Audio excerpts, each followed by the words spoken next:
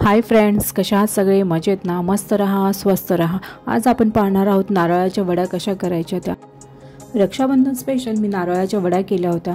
मस्त खुसखुशीत झाल्या होत्या आणि टेस्टही खूप छान लागत होती। तुम्ही नक्की ट्राय करा। तुम्हाला हा व्हिडिओ आवडला असेल तर लाईक करा, शेअर करा आणि सबस्क्राईबही करा। आता आपण पाहूया नारळाच्या वड्या कशा करायच्या त्या। मी इथे एक नारळ घेतलेला आहे, ओला नारळ। तुम्हाला जर हवं असेल तर तुम्ही सुकं खोबरंही घेऊ शकता। नारळ छान फोडून घ्यायचा, पाणी काढून टाकायचं त्याच्यातलं। नारळाचे 2 असे भाग करायचे।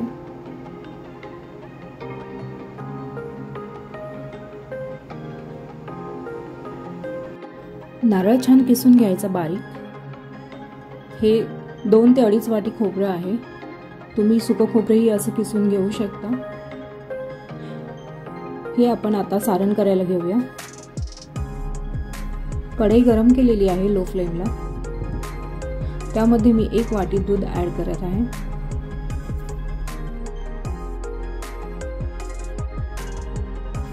दुधाला एक उकळी आल्यावर त्यामध्ये आपण 3 ते 4 चमचे मिल्क पावडर ऍड करणार आहोत। दुधामध्ये छान मिक्स करून घ्यायचे आहे। तुमच्याकडे जर मिल्क पावडर नसेल तर काही हरकत नाही टाकली तरी चालेल, पण एक वडीला एक चांगला फ्लेवर येतो, चांगली टेस्ट लागते, त्यामुळे मी मिल्क पावडर टाकलेली आहे। छान मिक्स करून घ्यायची दुधामध्ये।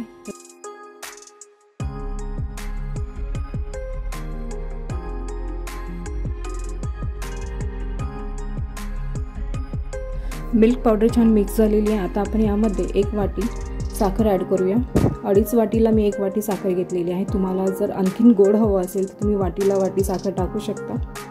ते खूप गोड होणार, ह्यापेक्षा 2.5 वाटीला 1 वाटी साखर खूप छान प्रमाण आहे, तुम्ही हे घेऊ शकता।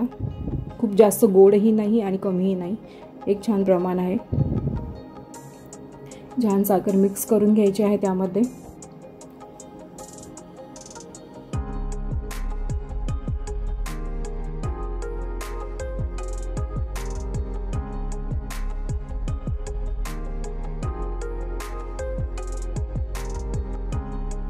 साखर आपली वितळत आलेली आहे। आता त्यामध्ये आपण जे आपलं किसलेलं खोबरं आहे ते ॲड करूया।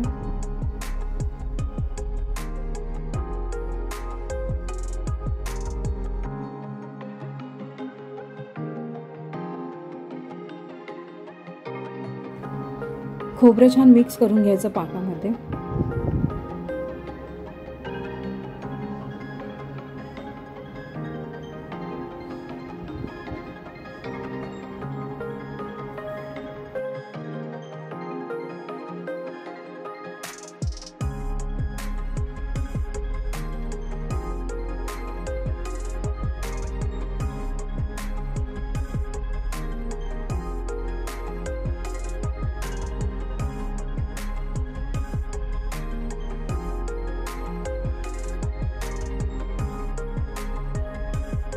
यामध्ये मी अर्धा चमचा तूप ॲड केलेला आहे।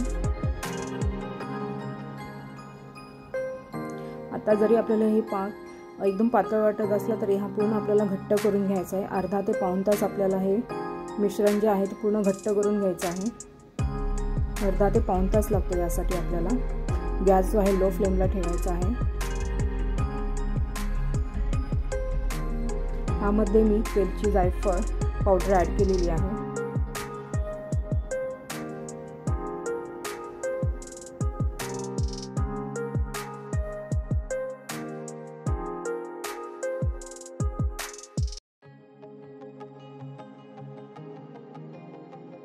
पाऊण तासानंतर हे सारण तयार झालेलं आहे वडीसाठी। पूर्ण असं घट्ट गोळा झाला पाहिजे, म्हणजे सारण पूर्ण वडीसाठी तयार झालं आहे असं समजावं, परफेक्ट। मी जर यामध्ये चमचा उभा केला तर त्यामध्ये चमचासुद्धा उभा राहायला पाहिजे सरळ, तेव्हा समजावं की आपलं वडीसाठी सारण जे आहे पूर्ण तयार झालेलं आहे।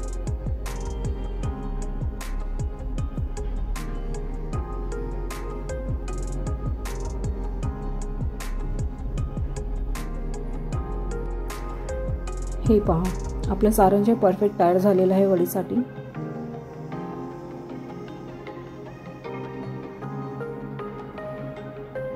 यामध्ये मी चमचा उभा केला आहे तर सरळ स्ट्रेट उभा राहत आहे। तेव्हा समजा की सारण आपलं तयार झालेलं आहे। एका प्लेटमध्ये मी तूप लावून घेतलेलं आहे। प्लेटला पूर्ण तूप लावून घेतलं आहे आणि ते सारण पूर्ण आपल्याला प्लेटमध्ये टाकायचं आहे।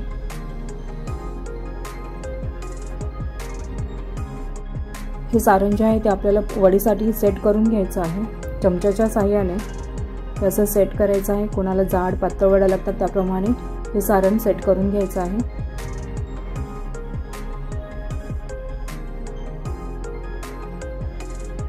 हे पहा, अशा पद्धतीने मी हे सेट करून घेतलेलं आहे। सारण गरम असतानाच त्यावरती तुम्ही काजू बदाम पिस्त्याचे काप करून टाकू शकता आणि त्यावरती ते प्रेस करून घ्यायचे। या सारण थंड झाल्यावर 5 मिनिटांनी मी त्याच्या वड्या पाडत आहे। 5 मिनिटांनंतर आपल्याला त्याच्या वड्या पाडून घ्यायच्या, कारण सारण पूर्ण थंड झाल्यावर वड्या पाडता येत नाही। त्यामुळे हे थोडंसं नरम असतानाच आपल्याला वड्या पाडून घ्यायच्या आहे सारख्या आकाराच्या, आणि हे 1 ते 2 तास आपल्याला सेट करायला ठेवायचे आहेत। हे पहा, आपल्या नारळाच्या वड्या ज्या आहेत त्या तयार झालेल्या आहेत। खूप छान टेस्ट लागते, एकदम खुसखुशीत अशा नारळाच्या वड्या तयार होतात। तुम्ही नक्की ट्राय करून पहा।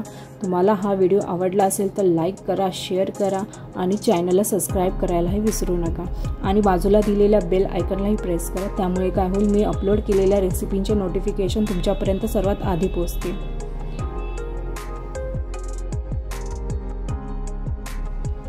पुन्हा भेटूया नेक्स्ट व्हिडिओमध्ये, तोपर्यंत धन्यवाद।